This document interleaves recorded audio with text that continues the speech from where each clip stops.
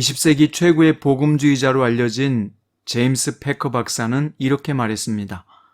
그리스도인의 기도는 하나님의 도움의 손길을 강요하려는 시도가 아니라 자신의 무력함과 하나님만 의존해야 하는 존재임을 인정하는 겸손함이다.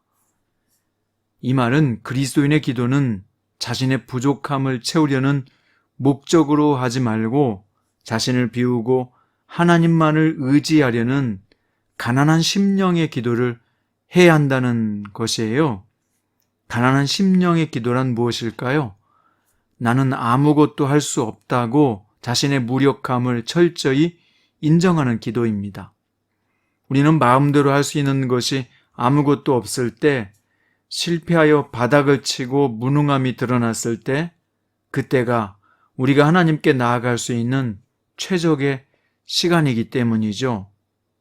오늘 본문은 자신의 무력함보다 능력을, 자신이 떡덩이인 것보다 큰 용사임을 드러내고 싶어하는 기드온의 모습을 보여주고 있습니다. 오늘은 사사기 8장 10절부터 21절인데요. 21절만 읽겠습니다. 세바와 살문나가 이르되 내가 일어나 우리를 치라. 사람이 어떠하면 그의 힘도 그러하니라 하니 기드온이 일어나 세바와 살문나를 죽이고 그들의 낙타목에 있던 초승달 장식들을 떼어서 가지니라. 오늘 본문의 말씀은 주님의 뜻을 묻지 않으면 이렇게 된다 입니다. 자, 기드온이 마침내 추격하던 미디안 왕 세바와 살문나를 포로로 잡았습니다. 그리고 돌아오는 길에 숫곳의 방백과 장로들을 죽여서 보복했습니다. 분우엘 지역에 찾아가서는 망대를 헐어버렸고 또 성읍 사람들도 죽여버렸습니다. 과거에 밀을 포도주 틀에서 타작하던 소심남은 없어졌고 기드온이 이제는 동족을 죽이는 것도 서슴지 않습니다. 겁쟁이였던 기드온은 큰 용사가 되자 권력을 절제하지 않고 남용하고 있습니다. 숫곳이나 분우엘 사람들을 죽이라고 하나님께서 명령하지 않았습니다. 기드온이 받은 사명은 미디안의 손에서 이스라엘을 구원하는 것이지 동족을 살해하는 것이 아니었단 말이죠. 이어서 기드온이 세바와 살문나를 처형하기 전에 나눈 대화를 보면 개인적인 원한 때문이었음을 알 수 있는데요. 기드온은 세바와 살문나가 다볼에서 죽인 사람들이 바로 자신의 형제였기 때문에 너희도 죽어야 한다고 말했습니다. 세바와 살문나를 죽이려는 것은 자신의 형제들을 죽인 복수라고 당당히 말했습니다. 또 기드온은 자신의 맏아들 여대를 시켜 세바와 살문나를 죽이라고 명령했는데요. 적의 왕들을 죽이는 것을 통해 자기 아들에게 승리의 영광이 돌아가길 의도했기 때문입니다. 하지만 여델은 겁이 나서 하지 못했고 기드온이 마무리한 다음에 그 왕들의 낙타에 있었던 초승달 장식을 떼어서 자기 것으로 삼았습니다. 이게 본문의 전체 내용인데요. 본문은 우리에게 무엇을 가르쳐 주고 있을까요?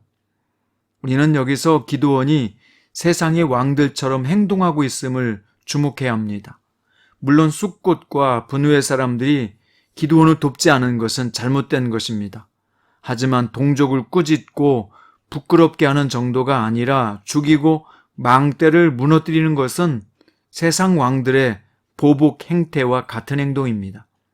하나님은 미디안과의 승리가 사람의 능력으로 이루어진 것이 아님을 증명하기 위해서 단지 300명으로 물리치셨습니다.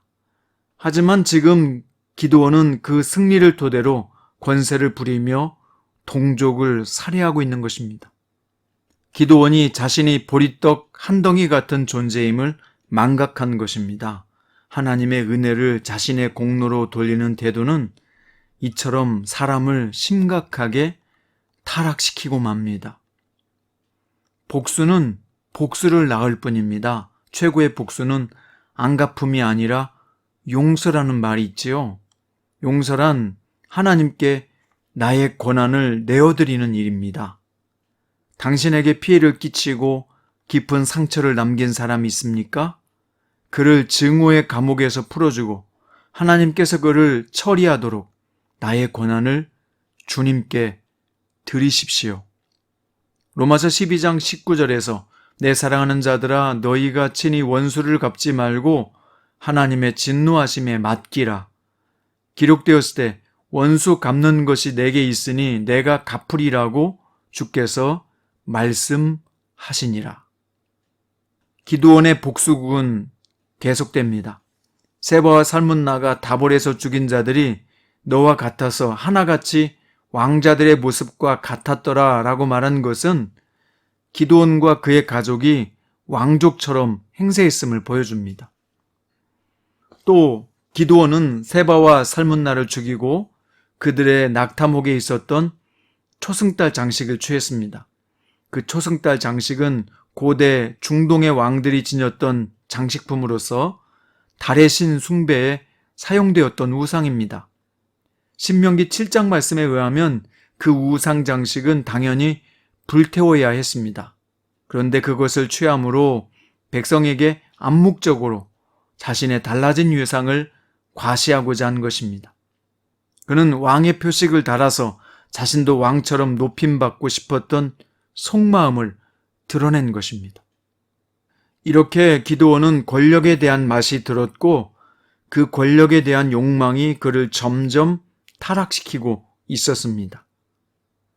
출애굽기 15장에 보면 출애굽한 이스라엘 백성을 추격하는 바로의 욕망에 대해서 말하고 있는데요. 내가 뒤쫓아 따라잡아 탈취물을 나누리라.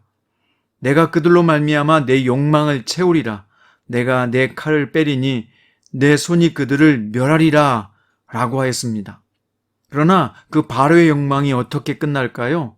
주께서 바람을 일으키심에 바다가 그들을 덮으니 그들이 거센 물에 납같이 잠겼나이다. 기드온의 욕망도 결국 이렇게 끝이 좋지 않게 끝날 것입니다. 기드온은 승리가 오직 하나님의 은총이었음을 행동으로 부인하고 있습니다. 그는 하나님께 부름받은 사사가 아니라 군림하고 싶어하는 왕의 모습을 자꾸 보입니다. 은총을 잊으면 결국 타락의 길로 가는 것밖에는 없습니다. 하나님의 은총을 자신의 공로로 돌리지 맙시다. 그러면 승리와 성공은 아무런 의미가 없어집니다. 우리 모습에도 기드온의 욕망이 자라고 있는 것은 아닌지 돌아봅시다. 내 감정에 앞서서 하나님께 내어드리지 못한 고난은 없는지 돌아봅시다.